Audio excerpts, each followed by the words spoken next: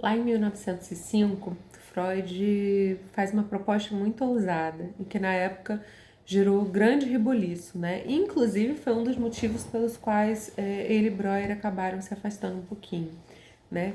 Ele propõe a existência de uma sexualidade infantil.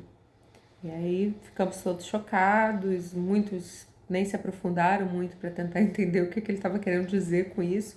Mas a verdade é que quando Freud propõe a ideia de uma sexualidade infantil, ele não está falando que as crianças já podem acessar desde muito cedo uma sexualidade genital. A ideia dele é muito diferente disso, na verdade, né? Quando ele fala de uma sexualidade infantil, ele está falando da ideia de um corpo polimorficamente perverso, né? Ou seja, um corpo que desde o início é dotado de diversas formas, zonas erógenas, e que essas zonas erógenas vão ser capazes de acessar o prazer de forma diferenciada. Então, desde o início, lá, desde 1905, a gente tem a criação da ideia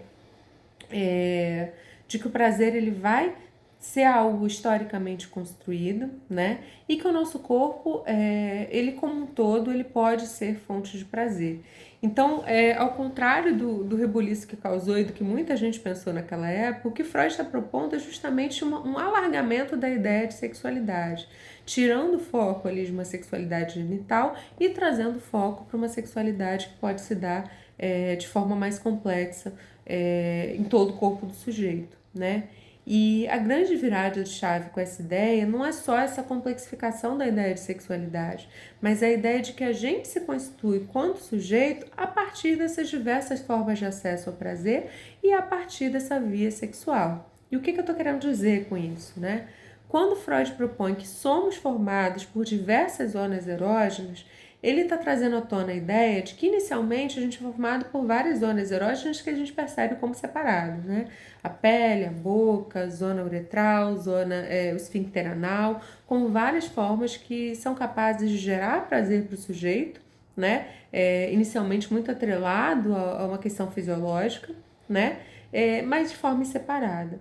Só que aos pouquinhos esse sujeito ele começa a se reunir, né? Então essas zonas erógenas elas começam a compor o que Freud vai chamar de um corpo erógeno. E é a partir dessa composição que surge ali a ideia de um eu, né? Então, quem somos se dá justamente a partir da reunião dessas diversas zonas erógenas com todo o seu histórico de acesso a situações prazerosas e desprazerosas também, e como é que a gente vai reagindo a isso e buscando novas formas de acesso ao prazer ao longo de toda a nossa vida.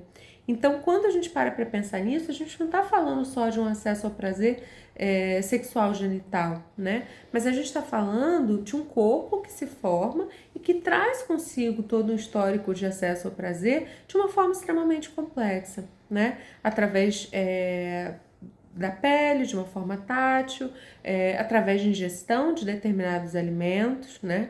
E através da relação que isso vai criando com os objetos aos quais ele vai buscar e vai poder acessar ao longo de toda a sua vida.